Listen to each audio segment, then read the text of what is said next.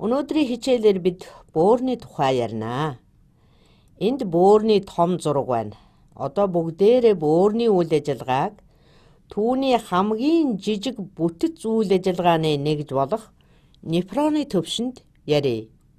Тэгэхээр бид бөөр болон нефроны тухай ярилцах нь байна. Та бүхэнд мэдээж бөөрийн тухай ямар нэгэн ойлголт байгаа байхаа. Бидэнд хоёр бөөр байдаг ба түүний хамгийн гол үүрэг нь шээс ялгаруулах явдал билээ. Гэхдээ үүний зэрэгцээ бөөрийн гүйцэтгэдэг томоохон үүрэг бол бидний бие махбодод байгаа давс болон электролитийн хэмжээг тохируулах, мөн бидний цусны даралтыг хэвийн төвшөнд байлгах буюу ерөнхийдөө бидний биеийн усны хэмжээг зохих төвшөнд барьж зохицуулах явдал юм. Мөн даавар болон бусад зүйлсийг бас ялгаруулна л да. Гэхдээ одоо бид энэ талаар ярихгүй. Би өнөөдрийн хичээлээрээ бөөрийн үндсэн үүргийн талаар ярина. Өмнө хэлсэнчлэн бид хос бөөртэй. Бөөрнүүд маань ар нуруунд ойрхон, элэгний ар талд, нурууны нугаламын хоёр талаар байрладаг. Энэ зурган дээр бөөрийг томруулан үзүүлсэн байна. Таны харж байгаа шиг яг тийм том биш ч бидний үзүүлж байгаа зурагт бөөрийг босоо зүсэлтээр үзүүлсэн юм. За одоо бөөрийнхөө дотоод бүтэцтэй танилцъя. Бөөрийн бүтэц үйл ажиллагааны нэгж болох нефроны бүтэцийн хэсгүүдийг ойлгох нь чухал юм. Энд байгаа энэ хэсгийг бөөрийн холтослог давхраа гэд нэрлэдэг. Энэ нь энд гадна талын хэсэгт харагдана. Харин энэ бол бөөрийн тархилаг давхраа гэж нэрлэгдэх ба медулла гэдэг нь дунд гэсэн үгнээс гаралтай. Энэ нь бөөрийн гол хэсэгт байна. Үүнээс гадна бид бөөрийн цус шүүх, бодисын солилцооны эцсийн бүтээгдэхүүнийг гадагшлуулах, усны хэмжээг тэнцвэртэй байлгахад гол үүрэг гүйцэтгэдэг талаар сайтар ойлголттой болох нь зүйтэй. Та нар магадгүй өөр багшаас бөөрийн үйл ажиллагааны нэгж нь нефрон гэдгийг сонссон байхаа. За би үйл ажиллагааны нэгж гэдгийг хашилтанд бичээдхий.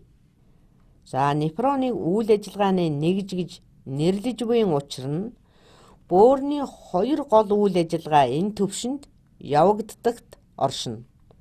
Эдгээр нь бодисын солилцооны эцсийн бүтээгдэхүүнийг ялгаруулах болон эргэлдэх цусны хэмжээ, усны төвшинг хэвийн байлгах явдал юм. Би нефроныг тодорхой үзүүлэхийн тулд энэ бөөрийн зургийг Википедиагаас авсан юм. Энэ зурган дээр нефрон ямар хэмжээтэй харагдаж байна вэ? Зураач энд хэд хэдэн нефрон зурхийг хичээсэн байна. Нефрон нь нэг иймэрхүү харагддаг байх нэ.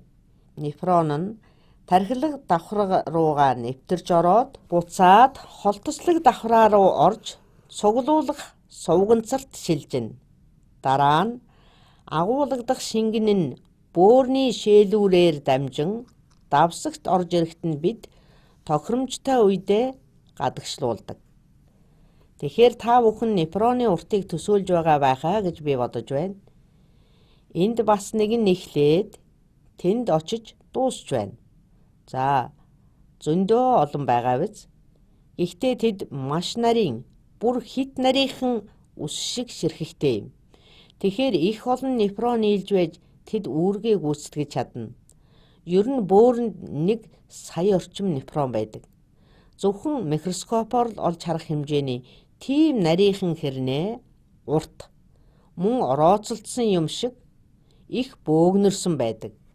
За ингээд нефрон нь цусыг хэрхэн шүүж, бидний цусан дах хэрэгцээтэй усыг хэрхэн зохицуулж, бас эцэст нь шээс болгон гадагшлуулж байдгийг ярилцъя. За би энд нэг нефрон зуръя. Ингээд цусны эргэлтээс эхлэе. Цус энд артерийн хялгасан судсаар гүйж байна. За ингээд цус урсан ирж байна. Үүнийг орох артерийн судас буюу афферент артер гэд нэрлэнэ. Та нар нэрийг нь сайн мэдэхгүй ч харж байсан байхаа. Цус ирж байна. Афферент артерийн судас энэ хэсэгт ирж ончирно. Үүнийг түүдгэнцэр буюу гломерул гэж нэрлэдэг. Цус нь түүдгэнцэрт урсан ирдэг. Харин дараа нь энэ цус эфферент артерийн судасаар буюу гарах артериар гадагшилдаг. Эфферент гэдэг нь гадагшлах, зүхтах гэсэн утгатай. Харин афферент гэдэг нь төв рүү, эфферент нь төвөөс гадагш чиглэх эсрэг урсгал байх нь. Энэ тухай дараа илүү дэлгэрэнгүй ярих болно. Гэвч бид артерийн үйл ажиллагааны талаар энд ч хүртэл ярьж байгаа нь бас сонирхолтой байгаа биз? Энд ирж байгаа цус хүчил төрөгчөөр баяжсан буюу артерийн цус юм. Түүдгэнцрээс гарч байгаа хялгасан судасны хувьд венийн капиллярууд байдаг ч яг энд бол бид артерийн капиллярын тухай ярьж байна. Артерийн цус их даралттай байдаг учраас бид цуснаас шингэн болон түүнд ууссан бодисыг түүдгэнцэрт шахаж гаргахад шингэний даралт маш их хэрэгтэй. Түүдгэнцэр нь маш олон тооны нөхцөвтэй бөгөөд бусад эсүүдээр хүрээлэгдсэн байна. Энд түүдгэнцрийн хөндлөн огтлыг үзүүлсэн байна. Энэ нь иймэрхүү бүтцээр хүрээлэгддэг. Эдгээр эсүүд нь энд байна гэд төсөөлдөө. Мэдээж хялгасан судасны ханы эсүүд бас энд байна. Би энд зураасаар тэмдэглэж байгаа ч энэ нь эсүүдээс бүтэж байгаа юм шүү. Ер нь нефроны түүдгэнцрийн болон хялгасан судасны ханын эс аль алинд нь зөвхөн нэг игний эсээс тогтсон гэдгийг сануулъя. За тэгэхээр бөөрөнд цус их даралттай ирэх үед юу болох бол? Энэ нь маш олон нөхцөвтэй байдаг. Эдгээр эсүүдийг фотоцитис гэд нэрлэдэг. Эдгээр эсүүд нь ирсэн шингэнийг өндөр сонгомл чанартайгаар шүүдэг учраас бөөрөнд орж ирсэн шингэний 5/1 орчим хувь нь энэ Боумений хөндөй гэж нэрлэгдэх орон зайд ялгардаг. Үүнийг бүхэлд нь Боумений капсул гэж нэрлэдэг. Энэ бол дугуй хэлбэртэй, нэг талдаа нээлттэй хэлбэртэй ба хялгасан судасны бөөгнөрлийг бүрхсэн байдаг. За энэ нь Боумений хөндөй юм. Мэдээж энэ маань эсээс бүтэн энд анхны шүүгдсэн шингэн орж ирнэ. Үүнийг бид шууд шээс гэж хэлэх боломжгүй. Учираас зөвхөн анхдагч шээс гэд нэрлэдэг. Энэ нь шээс болон гадагшилтлаа дахин өөр шатуудыг туулнаа. Энэ нь бөөрөнд орж ирсэн шингэний 5/1 орчим гэж хэлж байсан да. Үүнд бага молекулт нэгдлүүд, глюкоз, амин хүчил, жижиг ионууд, натрий зэрэг нь ууссан хിവэр байдаг. Ер нь анхдагч шээсэнд маш олон өөр бодисууд байдаг. Цусны улаан эс, томоохон хэмжээний молекулууд, уурэг зэрэг нь дээрх анхдагч шээсэнд орж ирэхгүй л дээ. Харин голдуу жижиг молекулт нэгдлүүд шүүлтүүрийг нэвтрэн Боумений хөндөйд орж ирдэг байна. Энэ Боумений капсул нь нефроны эхлэл юм. Цааш юу болдгийг тайлбарлахын тулд буцаад бөөрийн том зурган дээрээ очицгоё. За бид артерийн хялгасан судасны ойролцоо байна гэж үзье. Харин энд Боумений капсул байна. Энэ нь нэг иймэрхүү, нефрон бүхэлдээ нэг иймэрхүү нугаларсан байдалтай харагдана. Энэ нь тархилаг давхраа руу нэвтэрч ороод буцаж цуглуулах сувганцарт шилждэг.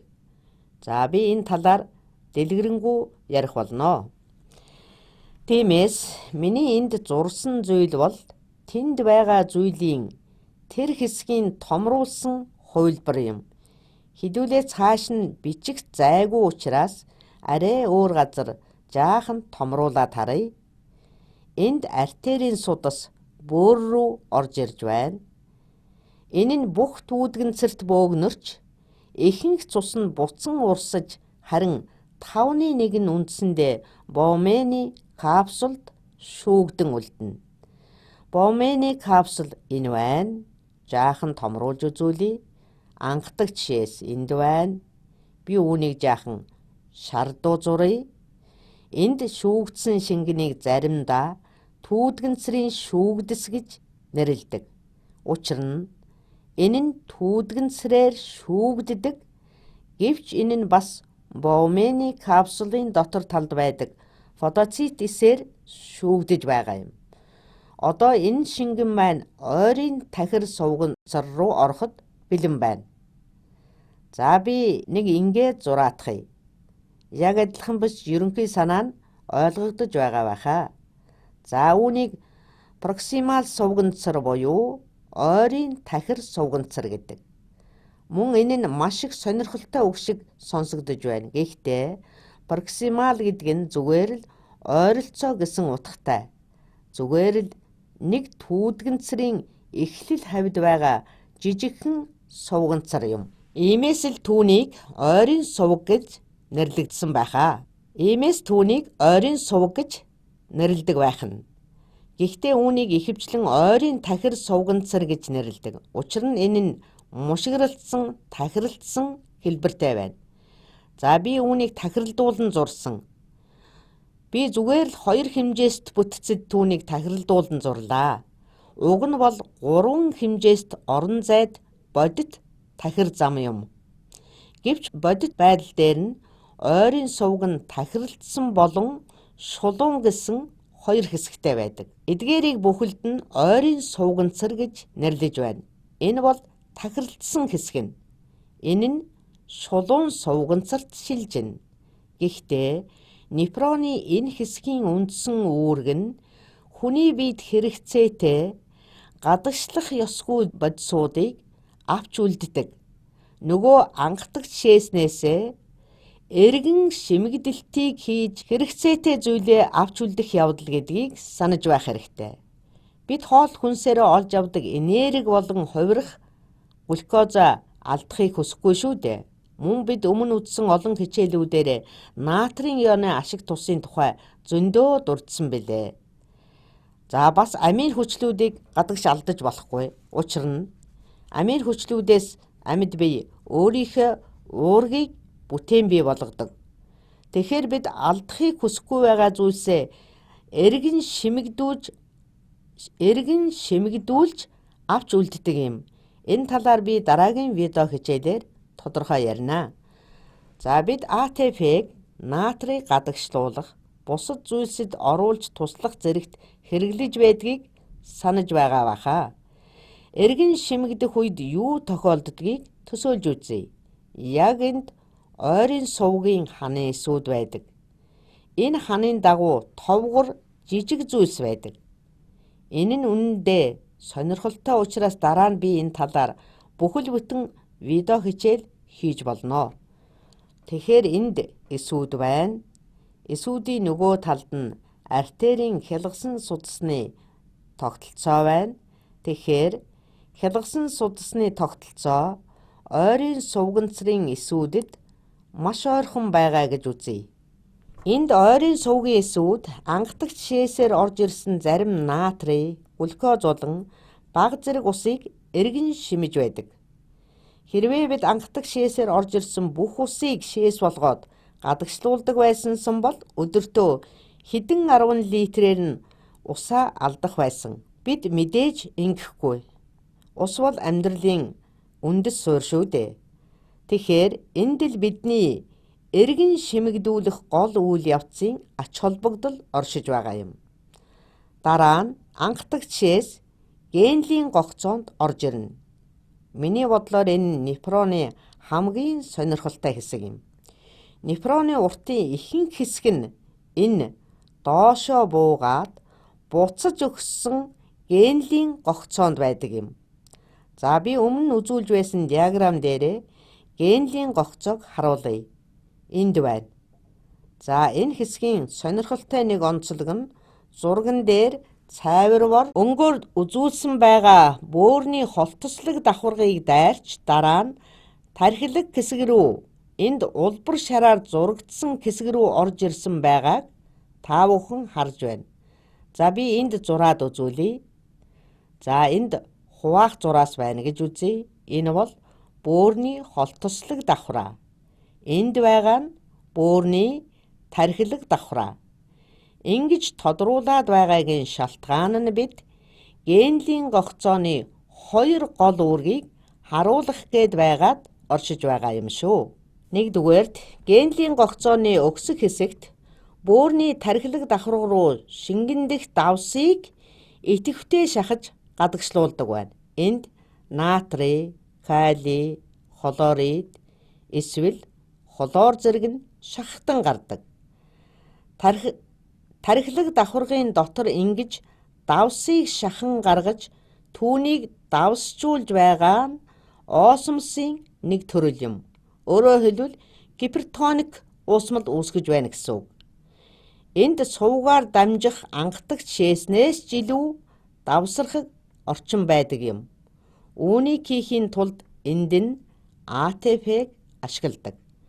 Концентрацийн градиентийн эсрэг идэвхтэй зөөвөрлөлт хийхийн тулд мэдээж АТП-гийн энергийг ашиглана. Тэгэхээр энэ хэсэг давсархаг байдаг нь энэ нь ч өөрийн гэсэн учир шалтгаантай. Энэ хэсэг нь давсыг шүүж авч байгаа нь өөрийн учиртай төдийгүй чухамхүү гогцооны өгсөх хэсэгт давс шүүгдэж байгаа нь энэ хэсэгт л усыг нэвчүүлдэггүй зөвхөн эдгээр ионуудыг нэвчүүлэх боломжтой байдагтай холбоотой.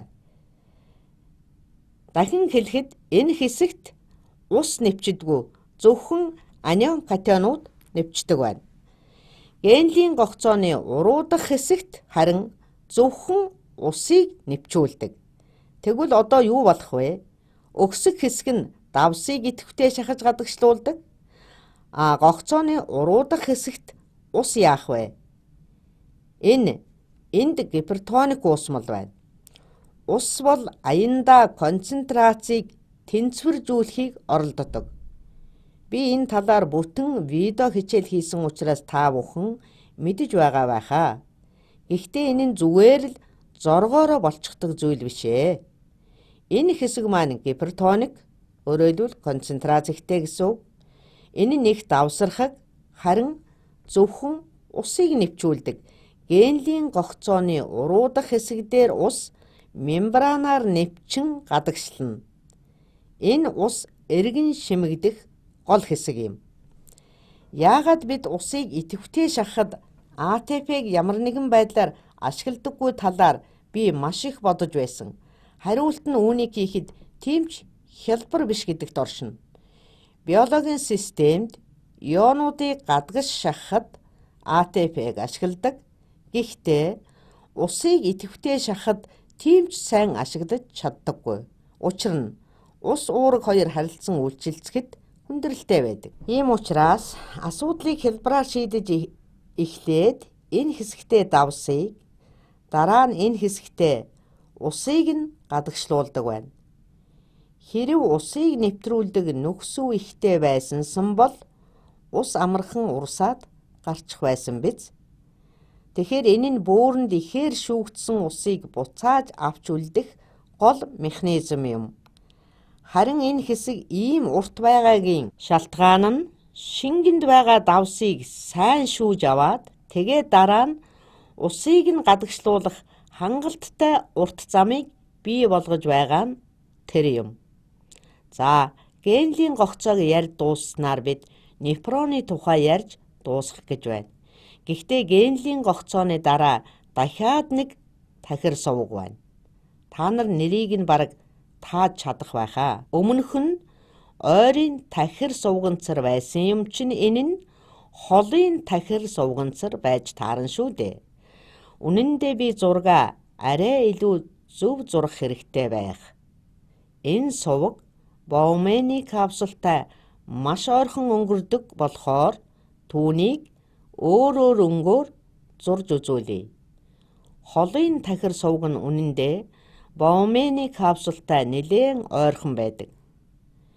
Би үүнийг хоёр хэмжээст хавтгаад тахирлуулан зурж байна.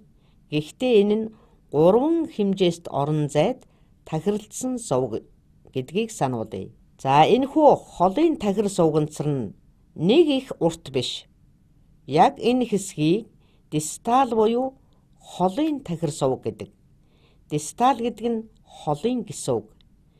Энэ нь тахирлагдсан сувг шиг зүйл. За тэгээд энэ тахир хэсэгт дахин, кальций, натрий зэрэг элементийн ионууд эргэн шимэгддэг байна. Бид гадагш шээсээрээ алдахыг хүсэхгүй зүйлээ эхний ээлжинд эргэн шүүж авдаг. Энд юу чухам эргэн шимэгддэг талаар олон зүйл ярьж болох ч ерөнхий ойлголт өгөөд л орхиё доо. Энд мөн усыг ихээр эргэн шимнэ. За ингээд яг энэ төгсгөл хэсэгт шүүгдсэн шээс бий болдог байна. Одоо бол энэ нэлээд өтгөн болсон учраас их хэмжээний ус болон бидэнд хэрэгтэй давс, глюкоз, амин хүчил болон электролитүүд нь цус руу эргэн шимэгдсэн байгаа. Бидэнд хэрэгтэй болгоноо ангатагч шингэнээс буцаагаад авчихсан байгаа. Одоо үлдсэн зүйл бол бидний биед хэрэгцээгүй эцсийн бүтээгдэхүүнүүд болон бага хэмжээний ус байх бөгөөд энэ нь цааш цуглуулах сувганцарт очдог. Үүнийг та бүхэн бөөрийн бохирын хоолойч гэж бас нэрлэж болох бөгөөд энд хэд хэдэн нефронуудын холын сувганцрууд ирж нийлдэг. За энд нэг нефроны, энд бас нэг нефроны холын тахир сувгийн төгсгөлүүд ирж энэ цуглуулах сувганцарт шүүгдсээ юулж байна. Сонирхолтой нь цуглуулах сувганцар буцаад бөөрийн тархилах давхаргад дахин ирдэг. Энэ нь тархилах давхаргын давсархах хэсэгт дахин очдог гэсэн үг. Тэгэхээр бид одоо цуглуулах сувганцрын тухай ярьж байгаа шүү дээ. Цуглуулах сувганцар нь өөр олон нефроны шүүсэн шингэнийг агуулan тархилах давхаргын маш их давстай хэсгээр буцад дамждаг. Энэ үед бидний биед байдаг шээс хорих даавар нь цуглуулах сувганцрын нэвчимхий байдлыг хянаж байдаг. Хэрэв энэ даавар нь сувганцрыг их нэвчимтгий болговол тархилах хэсэг давсархаг учир ус энд эргэн шимэгдэнэ. Ингэснээр гарсан шингэнийг бид шээс гэд нэрлэх ба энэ нь усаа алдаж илүү их концентрацтай болж цуглуулагдсан бид гадагшлуулах хүртэл дахин шүүгдсээр давсганд шээлүүрээр дамжин очино. Тиймээс үүний ач холбогдлыг ойлгосон гэдэгт итгэж байна. Өнөөдрийн ярьсан хичээлийн хамгийн чухал хэсэг нь генлийн гогцоон дээр шүүлт хэр их нектамбай явагддгийг харуулсан гэж бодож байна. За энэхүү бидний биеэс ялгарах ёстой бодисууд бөөрийн аягнцарт шүүгдэх замаар генлийн тахир сувганцарт эргэн шимэгдэх замаар хоёр үндсэн үе шаттайгаар явагддаг тухай өнөөдөр бид үзлээ.